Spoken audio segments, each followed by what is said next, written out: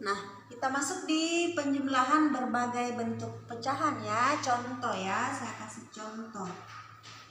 Contoh, misalkan di sini 10% ditambah 2/5 ya. Nah, untuk menyelesaikan ini kita harus memilih apakah kita mau mengubah 10% ini ke bentuk pecahan biasa lalu kita cari hasilnya, atau kita mau mengubah 2/5 ini menjadi persen dan hasilnya juga akan berbentuk persen. Ya, saya kasih cara kedua-duanya ya.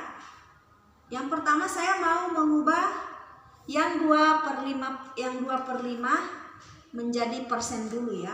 Berarti saya mau ubah 2/5 menjadi persen.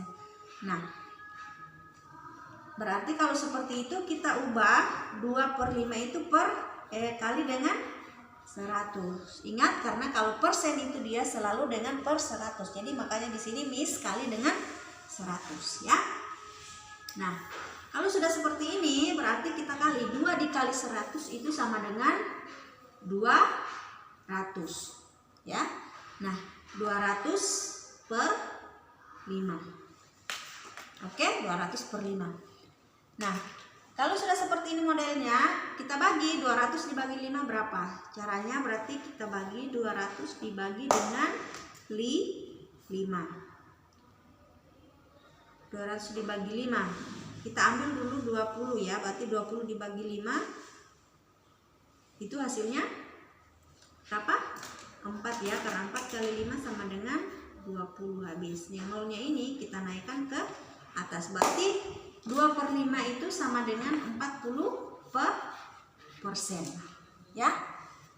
Nah, kalau sudah seperti ini baru kita bisa hitung 40% sudah dapat, berarti kita tambahkan 40% ditambah dengan 10% sama dengan 50%. Berarti jadi 10% ditambah 2/5 itu sama dengan 50% ya. Oke, next.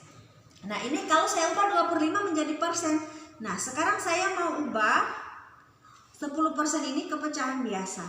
Nah, berarti ingat kalau persen itu dia selalu per 100. Berarti 10/100. Nah, 10/100.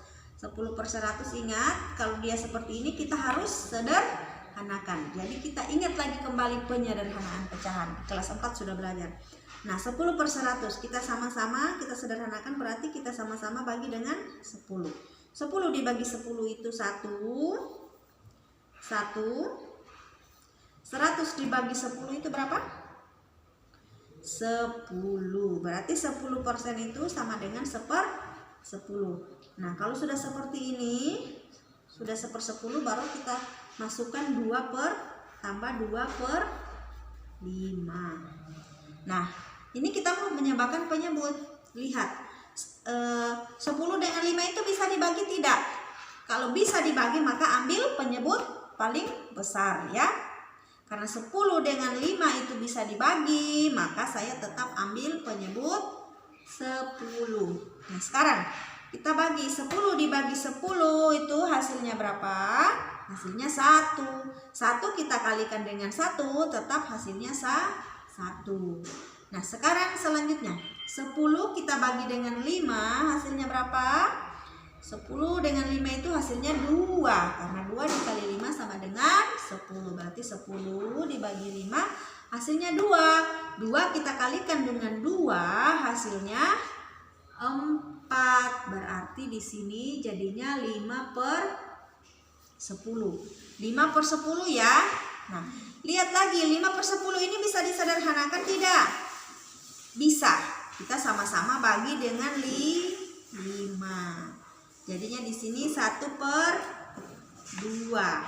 Berarti 10% ditambah 2/5 itu sama dengan 1/2 atau sama dengan 50%. sen. Oke, jadi ini ya caranya.